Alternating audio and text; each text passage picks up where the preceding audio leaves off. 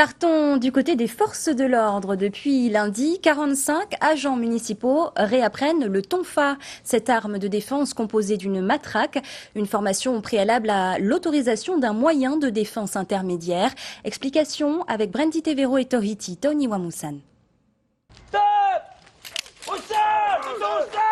Que tout le monde se rassure, l'utilisation des bâtons de défense ne sera pas la première alternative des policiers lors d'un conflit.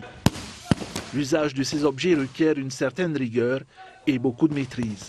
Alors en police municipale, le seul cadre légal, c'est la légitime défense. Il faut que les policiers soient agressés, avec une agression qui doit être injuste, réelle et actuelle. Et la défense devra être proportionnée, simultanée et surtout nécessaire. Il n'y a pas d'autre issue. Mais aujourd'hui, la tâche des policiers s'avère de plus en plus difficile. L'émergence des nouveaux sports de combat plus violents les uns que les autres sont devenus source d'inspiration pour les jeunes.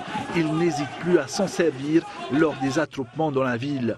À cause de ces nouvelles formes de violence, nos mouteux municipaux interviendront désormais munis de ces armes intermédiaires. Voilà, le bâton télescopique plutôt pour les gens qui travaillent en jour, et le tonfa plutôt en nuit, parce qu'ils sont amenés à aller au corps à corps un peu plus qu'en journée. Cette formation pourtant nécessaire dans l'exercice de leurs fonctions, les policiers municipaux de Papeete ne l'avaient plus suivi depuis 18 ans. Aujourd'hui, tout est à refaire pour Thierry Delief, mais les agents se rappellent encore de certaines règles d'utilisation, comme par exemple viser les zones privilégiées d'intervention. Au niveau des bras et des jambes, ce sont les zones où on peut, on va dire, taper. Et les rouges, au niveau de la tête et des parties, quoi.